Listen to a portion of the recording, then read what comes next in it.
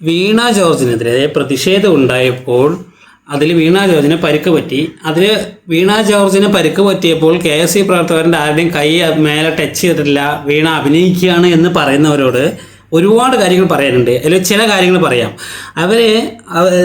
പറയുന്നവർ ശരിക്കും ഈ പറയുന്നവർ മനസ്സിലാക്കേണ്ടത്, ഒരാൾ പോയി ടച്ച് ചെയ്ത് അടിച്ച് കഴുത്തിട്ട് അടിച്ചാലും മാത്രമല്ല പരിക്കുക, പെട്ടെന്ന് ചാടി വീണ, അതായത് ഇവർ പെട്ടെന്നായിരുന്നു റെയിൽവേ സ്റ്റേഷനിലേക്ക് ചാടിയത്. ഒന്നാമത് റെയിൽവേ സ്റ്റേഷനിൽ ചെയ്തത് തെമ്മാടിത്തരമാണ്. KSU പ്രവർത്തകർ ചെയ്തത് തെമ്മാടിത്തരം തന്നെയാണ്. റെയിൽവേ സ്റ്റേഷനകത്ത് പോയിട്ടൊന്നും പ്ലാറ്റ്ഫോമിൽ പോയിട്ടൊന്നും പ്രതിഷേധിക്കേണ്ട ഒരാവശ്യമില്ല. പ്രതിഷേധിക്കുക, അവർക്ക് അല്ലാത്ത സംഘടന അല്ലാത്ത പരിപാടികൾക്ക് പോയിട്ട് പ്രതിഷേധിക്കുക, എന്ത് തെറ്റുണ്ടായും പ്രതിഷേധിക്കാനുള്ള അവകാശമൊക്കെ ഉണ്ട്, പ്രതിഷേധിച്ചോ.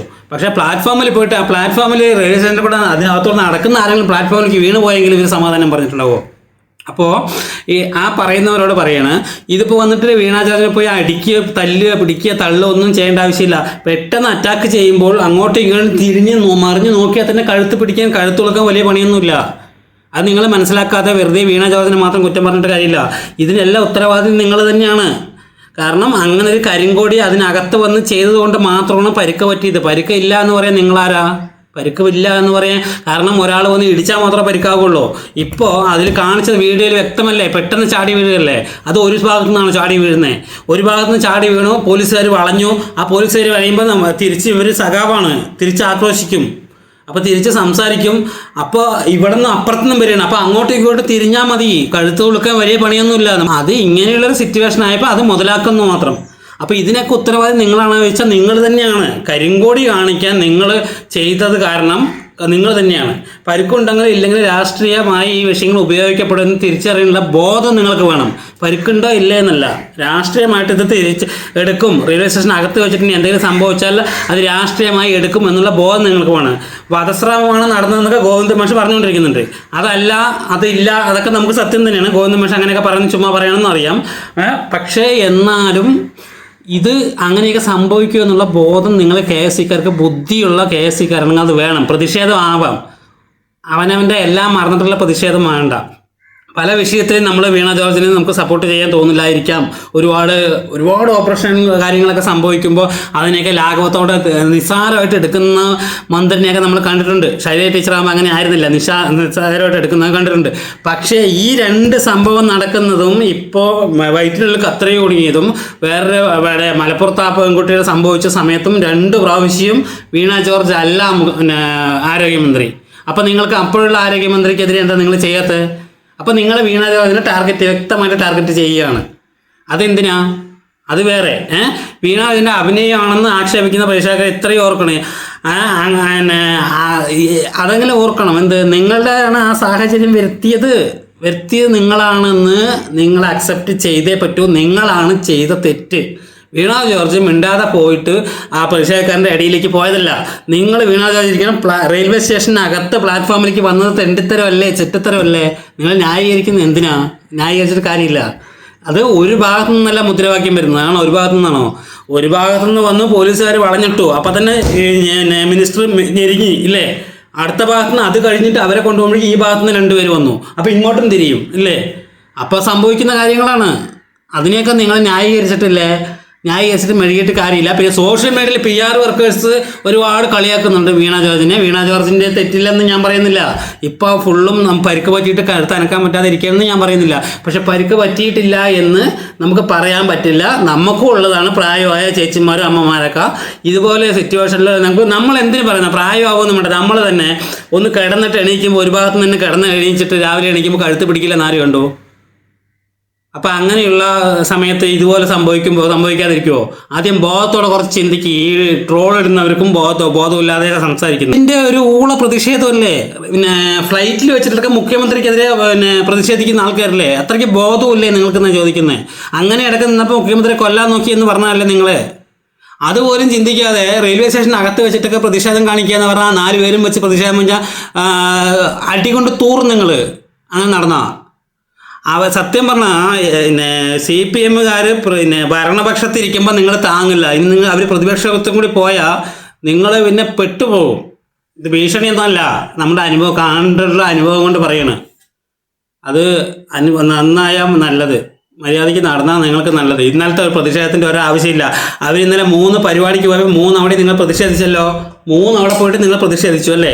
ആ പ്രതിഷേധം കഴിഞ്ഞിട്ട് മൂടിയിട്ട് പോയാൽ പോരെ. അവരവരുടെ കാര്യങ്ങളെ കഴിഞ്ഞ്, അതായത് ഒരു പൊതുപരിപാടിയിൽ പങ്കെടുക്കുമ്പോൾ നിങ്ങൾ പ്രതിഷേധിക്കാനുള്ള അവകാശം നിങ്ങൾക്കുണ്ട്. അത് കഴിഞ്ഞിട്ട് നിങ്ങൾ എന്തിനാ പ്രതിഷേധിക്കാൻ വേണ്ടി പോകുന്നേ? അവർ ട്രെയിനിൽ തിരുവനന്തപുരത്തേക്ക് പോകുന്ന സമയത്ത് വന്ദേ ഭാരത് ട്രെയിനിന് വെയിറ്റ് ചെയ്തിരിക്കുന്ന സമയത്ത് അവിടെ വന്നിട്ട് പ്രതിഷേധിക്കാൻ നിങ്ങളെ കൊണ്ട് ആര് പറഞ്ഞു? അതുകൊണ്ടല്ലേ എത്ര ഇഷ്യൂ ഉണ്ടായത്.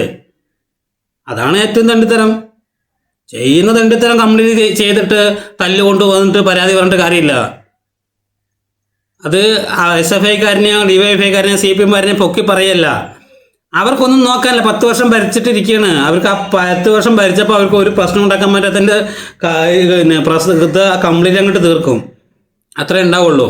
പിന്നെ നോണയനായ VD സതീശൻ്റെ വാക്കും കേട്ടിട്ട് നിങ്ങൾ ഇറങ്ങിയിട്ട് ഒരു കാര്യമില്ല. വായി പൊളിച്ച നുണ പറയാൻ മാത്രം വായി പൊളിക്കുന്ന സതീശൻ്റെ വാക്കും കേട്ടിട്ട് നിങ്ങൾ ഇറങ്ങിയിട്ട് ഒരു കാര്യമില്ല. സുനിൽ കരകോല് പറഞ്ഞ് സെൻറ്റിമെൻ്റലി പിടിച്ച് അപ്രോച്ച് ചെയ്താൽ നിങ്ങൾ ജയിക്കുമെന്ന് പറയുന്നുണ്ട്. അതിലും കാര്യമില്ല. അതൊക്കെ തോന്നൽ മാത്രമാണ്. നിങ്ങൾ ഈ ആരോഗ്യ മേഖല വളരെ മോശമാണ് എന്ന് വരുത്തി തീർക്കുകയാണ് നിങ്ങൾ മറ്റുള്ള വലിയ വലിയ വൻകിട കമ്പനിക്കാർക്കും വൻകിട ഹോസ്പിറ്റലുകാർക്കും വേണ്ടിയിട്ട്. ഈ ആരോഗ്യ മേഖല വളരെ മോശമാണ് എന്ന് നിങ്ങൾ വരുത്തി തീർക്കുകയാണ്. അതിന് വേണ്ടിയിട്ടാണ് വീണ ജോർജിനെ തന്നെ നിങ്ങൾ ടാർഗറ്റ് ചെയ്യുന്നത്. അല്ലെങ്കിൽ ഈ സംഭവം കഴിഞ്ഞ് 7 ദിവസം കഴിഞ്ഞ് 8 ദിവസം കഴിഞ്ഞ് 10 ദിവസത്തിൻ്റെ അടുത്ത് താഴെ ദിവസം കഴിഞ്ഞിട്ടാണ് വീണ ജോർജ് മിനിസ്റ്റർ ആവുന്നത്. അതിനു മുൻപ് മലപ്പുറത്ത് നടന്ന ഒരു പെൺകുട്ടിൻ്റെ ഈ കത്രിക പെട്ട സംഭവത്തിലും 3 വർഷം മുൻപാണ് ഈ വീണ ജോർജ് മന്ത്രിയാകുന്നതിന് 3 വർഷം മുമ്പ്. അപ്പോഴും 1ാം പിണറായി സർക്കാരാണ്.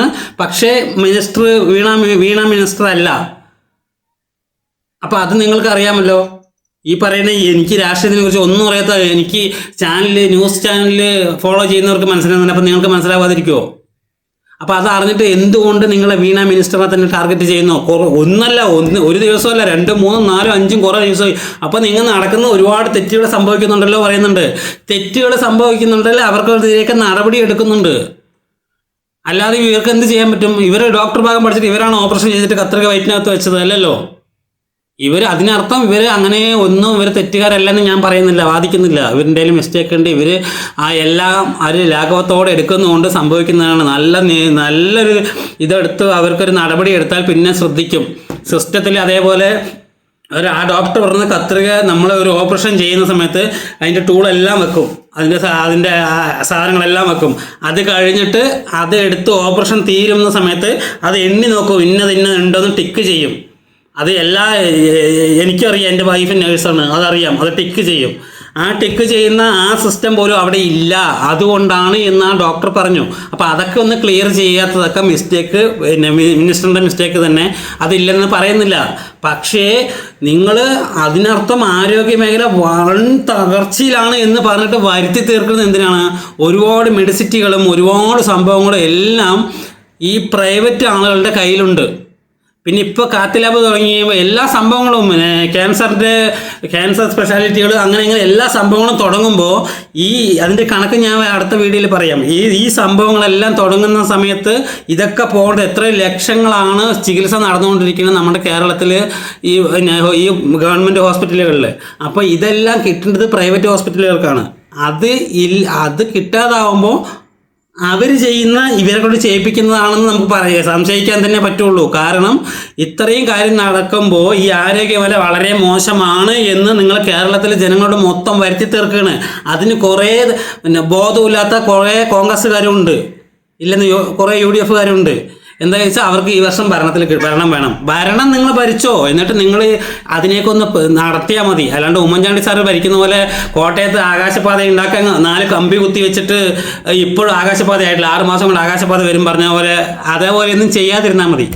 തിരുവഞ്ചൂർ ഉണ്ടാക്കിയതാണ് ആകാശപാത. കോട്ടയത്ത് സെൻട്രലിൽ പോയി നോക്കിയാൽ അറിയാം കോട്ടയത്ത് ആകാശപാത വന്നോ ആകാശപാത വന്നില്ലേ എന്താണെന്ന്. 4 കമ്പി നാട്ടി വെച്ചിട്ടുണ്ട് മനുഷ്യന്മാരെ ബ്ലോക്ക് ആക്കാൻ. 6 മാസത്തിൽ ഉമ്മൻചാണ്ടി സാർ 6 മാസത്തിൽ വരും പറഞ്ഞാണ്. ഇപ്പോൾ അത്ര 16 വർഷമായി വന്നിട്ടില്ല. അപ്പോൾ അങ്ങനെയാണ് പിണറായി അങ്ങനെയാണ് ചെയ്യുന്നത്. ഒരവിടെ തുടങ്ങിയാൽ അതവിടെ കംപ്ലീറ്റ് ആക്കിയിരിക്കും. തറക്കല്ലിട്ടിട്ട് പോണ ചെറ്റത്തരൊന്നും പിണറായി ചെയ്തിട്ടില്ല. അപ്പോൾ തെറ്റുകൾ ഭരിക്കുമ്പോൾ തെറ്റുകളൊക്കെ പറ്റിയിട്ടുണ്ട്. നമ്മൾ അംഗീകരിക്കുന്നു. പക്ഷേ നിങ്ങളൊരു വീണ ജോർജിൻ്റെ നേരെ ഇത്രയും പ്രശ്നത്തിന് പോകേണ്ട ഒരു കാര്യം അവിടെ ഉണ്ടായിട്ടില്ല. പ്രത്യേകിച്ച് ഇന്നലെ ഉണ്ടായിട്ടില്ല. ഇന്നലെ 3 പരിപാടിക്ക് പോയി നിങ്ങൾ 3 പരിപാടിക്കും പ്രതിഷേധിച്ചു. ആ പ്രതിഷേധത്തോടെ പിടുത്തം വിടാതെ നിങ്ങൾ റെയിൽവേ സ്റ്റേഷന് അകത്ത് കയറിയിട്ട് പ്രതിഷേധിക്കേണ്ട. പ്രതിഷേധിക്കുന്ന പ്ലാറ്റ്ഫോമിലേക്ക് നിന്ന് താഴേക്ക് റെയിൽവേ ട്രാക്കിലേക്ക് ആരും വീണ് പോയതാണല്ലോ. ട്രെയിൻ കയറേണ്ട, ആ ഹൈറ്റിൽ നിന്ന് വീണിട്ട് പരിക്ക് പറ്റിയതാണ് എന്ത് ചെയ്യും നിങ്ങൾ? അത് നിങ്ങൾ സമാധാനം പറയുമോ?